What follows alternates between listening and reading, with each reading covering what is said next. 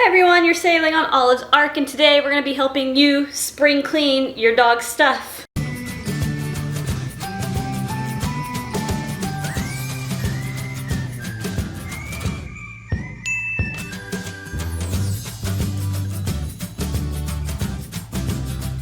Alright, so it's that time of the year, especially right now. Everybody's pretty much stuck at home, and so you're bored, you need things to do. Why not do a deep spring cleaning?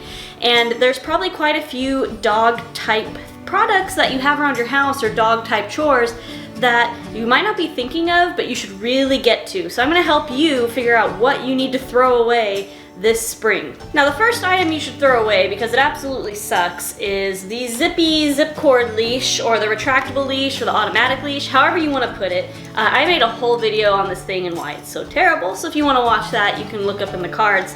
But these are just not good in general. I don't care if it's brand new. This is something you should be spring cleaning and purging from your home, so throw these away. So harnesses get old over time. They get worn down, your dog's legs are constantly pushing on them, you're pulling on them because you give them walks.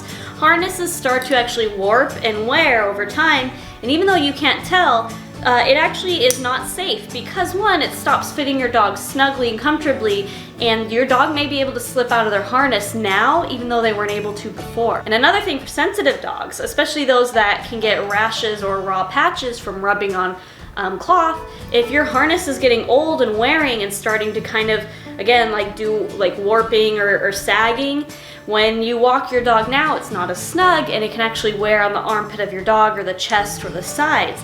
Speaking of old stuff, what about toys? So go through your house and look for dog toys that are beyond repair. Some toys, like this one, has only a minor hole. I might be able to sew that up and the toy would be good as new.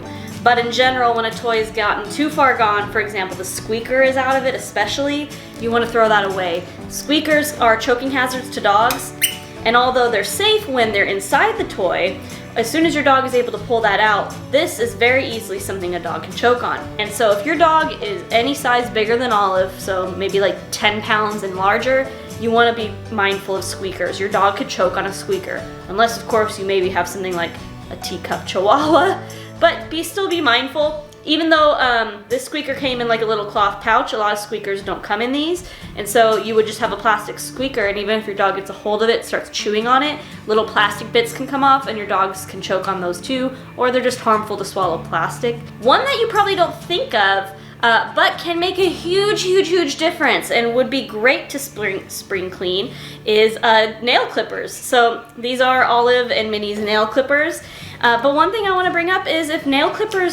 if you've had your nail clippers for a long time or you get a lot of use out of them, they're probably dull and you don't want to use them anyway. So nail clippers are something that people don't think about. They keep them around for a long time and they use them for a really long time, but just like with scissors or anything else, like with a sharp edge, a knife, these get dull too, and the duller the clipper, the harder it is to clip your dog's nails. You can end up having more breakages or splintering even possibly. They don't clip as smoothly, you have to use more pressure, and maybe, if you think about it, if you've had your clippers a long time, that might be why your dog is not enjoying their nail trims lately, right? So spring cleaning, if you haven't gotten rid of these babies in a while, again, toss these out for some new ones. You want to keep your clippers fresh. So now I've got two things you could throw away that have to do with things your dogs eat. Number one is old treats. So this is a super old treat bag that I'm actually going to throw away now. But check your treat bags for expiration dates, because you don't want your dogs eating expired treats. You don't eat expired food, why should your dog? And then if you have treats and you're like, there's no way I'm gonna get around to these, I no longer feed this kind of treat, or somebody gave me these treats and I don't really need them, take treats that are not expired but that you don't need and donate them to shelters and rescues. They would greatly appreciate this. Even your toys, when you're spring cleaning your toys, if a toy is not destroyed and a toy is pretty much new, or like someone gave you a toy, or like me, I get bark boxes and not every single toy is something my dogs enjoy, I save all those up and then I donate them to my rescue, or you could donate them to a shelter or something like that. So just to keep in mind, cleaning your own house but helping out someone else at the same time, like double bonus, awesome points, yes. The other food item you want to spring clean are rawhides, so just making a general conscious healthy choice to switch out your dog's lifestyle for something safer. Rawhides have been a long-standing no-no in the pet community now, so if you have rawhides, trash them. If your dogs eat things like bones or other little bits and tendons, if they're down to little pieces or broken or like they're starting to splinter or something like that, you also want to throw those away. You want to make sure your bones are essentially safe to eat and large enough so that they aren't getting choked on. If you do currently feed rawhides, you're like, all right, you got me. What else can I give my dog then? Two things that I like to give that are also somewhat controversial, but I'll just show them to you in case and you can make your own decisions, are split deer antlers and water buffalo horns, right?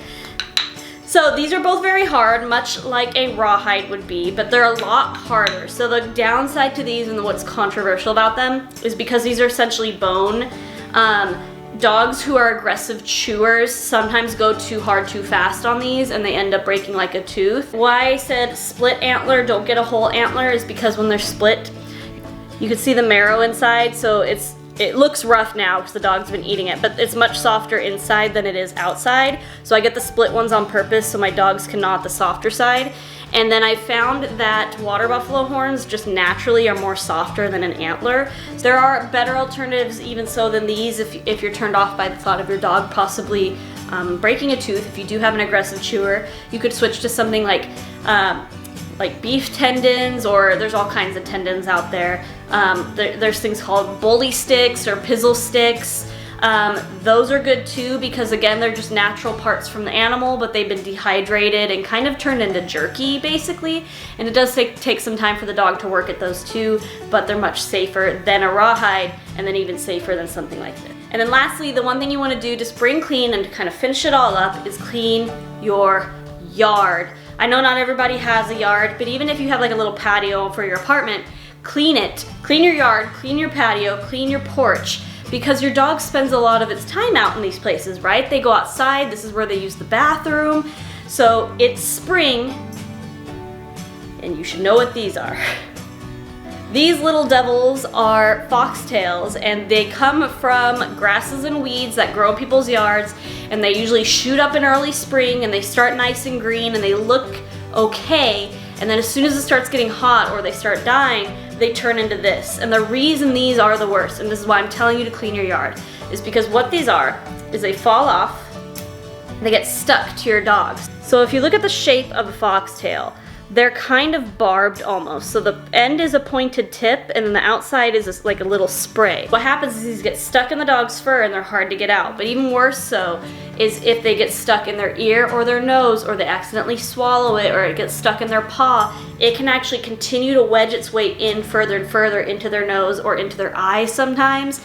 These get stuck everywhere and they don't come out. The dog cannot snort this out. Your dog cannot cry it out. Your dog cannot flap its ears to get it out because every time it moves, it just wedges further and further down. These are terrible. These are your dog's worst enemy.